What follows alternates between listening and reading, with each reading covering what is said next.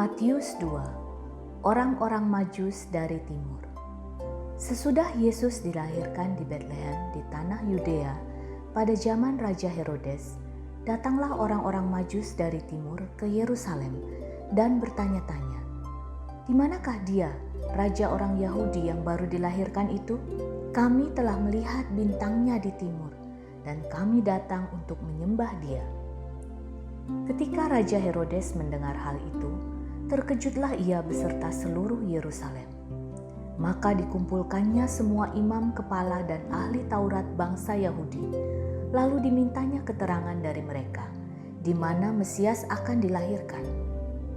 Mereka berkata kepadanya, "Di Betlehem, di tanah Yudea, karena demikianlah ada tertulis dalam kitab Nabi. Dan engkau Betlehem, tanah Yehuda, engkau sekali-kali bukanlah yang terkecil di antara mereka yang memerintah Yehuda. Karena daripadamulah akan bangkit seorang pemimpin yang akan menggembalakan umatku Israel."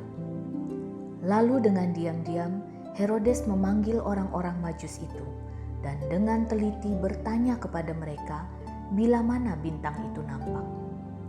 Kemudian ia menyuruh mereka ke Betlehem, katanya, "Pergi dan selidikilah dengan seksama hal-hal mengenai anak itu. Dan segera sesudah kamu menemukan dia, kabarkanlah kepadaku, supaya aku pun datang menyembah dia." Setelah mendengar kata-kata raja itu, berangkatlah mereka.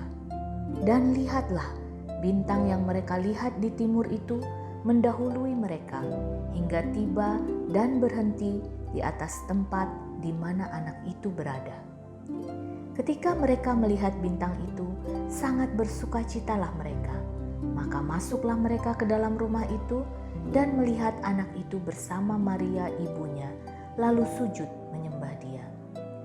Mereka pun membuka tempat harta bendanya dan mempersembahkan persembahan kepadanya, yaitu emas, kemenyan, dan mur.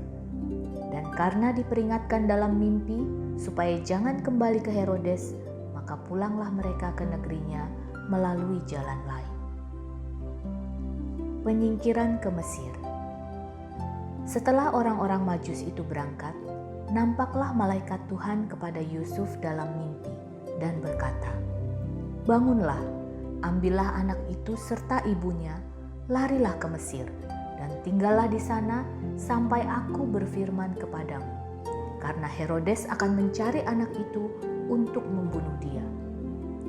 Maka Yusuf pun bangunlah, diambilnya anak itu serta ibunya malam itu juga, lalu menyingkir ke Mesir dan tinggal di sana hingga Herodes mati. Hal itu terjadi supaya genaplah yang difirmankan Tuhan oleh Nabi, "Dari Mesir kupanggil anakku." Pembunuhan anak-anak di Betlehem. Ketika Herodes tahu bahwa ia telah diperdayakan oleh orang-orang Majus itu, ia sangat marah. Lalu ia menyuruh membunuh semua anak di Betlehem dan sekitarnya, yaitu anak-anak yang berumur 2 tahun ke bawah, sesuai dengan waktu yang dapat diketahuinya dari orang-orang Majus itu. Dengan demikian, genaplah firman yang disampaikan oleh Nabi Yeremia. "Terdengarlah suara di Rama, tangis dan ratap yang amat sedih. Rahel menangisi anak-anaknya, dan ia tidak mau dihibur, sebab mereka tidak ada lagi." Kembali dari Mesir. Setelah Herodes mati, nampaklah malaikat Tuhan kepada Yusuf dalam mimpi di Mesir. Katanya, "Bangunlah, ambillah anak itu serta ibunya, dan berangkatlah ke tanah Israel, karena mereka yang hendak membunuh anak itu sudah mati." Lalu Yusuf pun bangunlah, diambilnya anak itu serta ibunya, dan pergi ke tanah Israel.